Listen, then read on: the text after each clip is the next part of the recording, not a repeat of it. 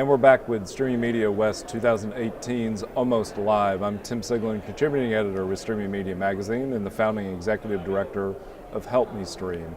Today I've got with me Tarek Amara from Twitch. Tarek, what's your title at Twitch? I'm a senior video specialist.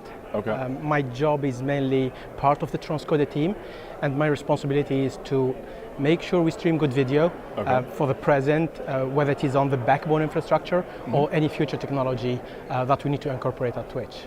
And Twitch is primarily live content, right? It's 99% live. We started a VOD service and the clips service as well, but the live is the main drive.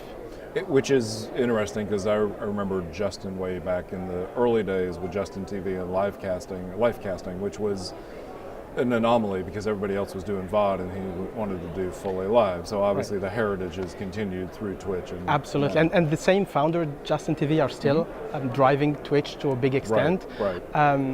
It's funny you bring that because before I joined Twitch, I knew a little bit about Justin TV and I know all the kind of content that people used to stream at Justin TV. Right. Now Twitch is focused on mainly esports, but it's growing as well. So it's opening the door for different content. And in fact, I remember when he first came to I've been in this for 20 years, when he first came to one of the conferences and sort of presented the concept of what he was going to do at that point, which is funny because, as you say, now the focus is esports. So if you're focused on live, you're focused on the transcoding and those kinds of things. Right.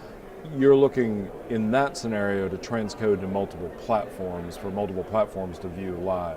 Absolutely. So in fact, just jumping the gun a little bit, I'll be talking about us deploying VP9 live as well. Okay. So in that sense, what we try to make sure we deliver the best video quality, the best service, the lowest latency, the pristine video quality and quality of service, even on H.264 only today. Right. And we do deliver our content to browsers, mobile devices, consoles. Sure.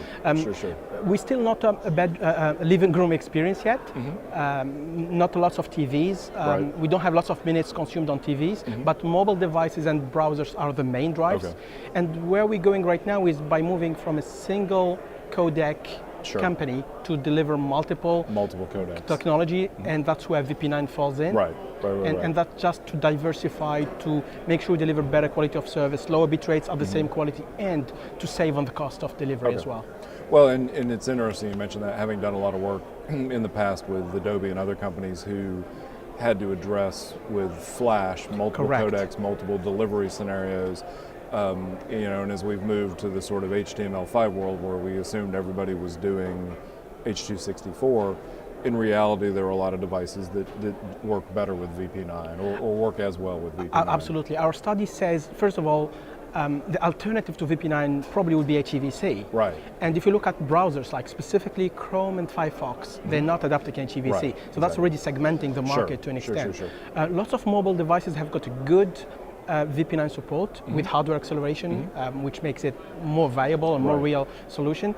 Lots of VOD players have been starting to stream VP9, so they're making the platform kind of slightly mature for us when we came in with the live streaming.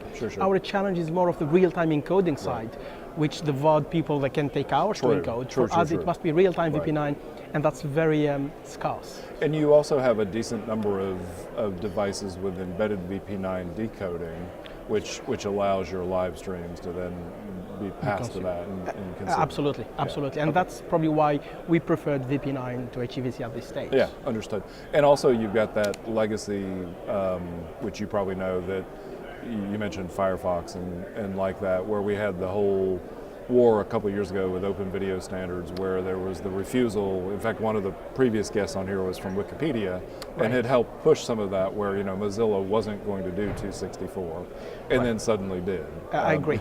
Just to add to that, we're talking to Google Chrome team specifically. They said if VP6 was ready early enough, they wouldn't have deployed H.264. And now their attitude is we're not going to deploy HEVC specifically because VP9 is showing some success, and AV1, which is even more mature with a bigger community around it, AV1 is the future for them. and we don't dictate what standard we use. We're kind of driven by our audience. If I was a sports bookie, I'd take odds on the fact that they will eventually do HEVC, but you're right, they've got AV1 in the pipeline, they've got VP9, of course. Yeah. So what beyond the codec challenges, what are the other challenges in transcoding for a 99.9% live platform? It's lots of things. Well, give me the top three. Probably I would say, first of all, historically, our platform used to be an H.264 centric, so it's a single codec. So moving from that to a multiple codec, it's not just plugging in another encoder. It's making, rearranging the pipeline. Absolutely, and lots of stuff needs to be rewritten from scratch. The latency, we've been working so hard on keeping a low latency. Whatever new transcoding technology you bring in, it must be able to deliver comparable, if not better latency. We're moving forward. The other thing I would say, probably all the features we offer today at Twitch platform, from ad insertion, server-based ad insertion, from clips, which is an option. All these features, they need to be supported with any new video technology we provide. So we need to bring in new encoding technology to keep what we have and add to it, not to go backwards. Sure. Now you're owned by Amazon, and one of the conversations that I've heard at the show today is sort of microservices on AWS. Do you all use the Amazon platform? Do you have your own solutions, or how does that work? That's a good one. For lots of services, we do use AWS. For the transcoding pipeline itself, which is from ingesting the video, decoding it, checking it, sending it to a transcoder farm, that is still in-house. But interestingly, the technology we are using at the moment to leverage VP9 is the hardware technology comes from Amazon. So that will allow us eventually either to be on premises, or we can leverage or offload some of the excess transcode tasks to AWS. It's the possibilities there. And obviously that possibility is because you're rethinking the entire thing from being single codec centric to multi-codec. Absolutely. Very good. Tarek, thank you for your time. Tarek Amara with Twitch. We'll be right back after a short break.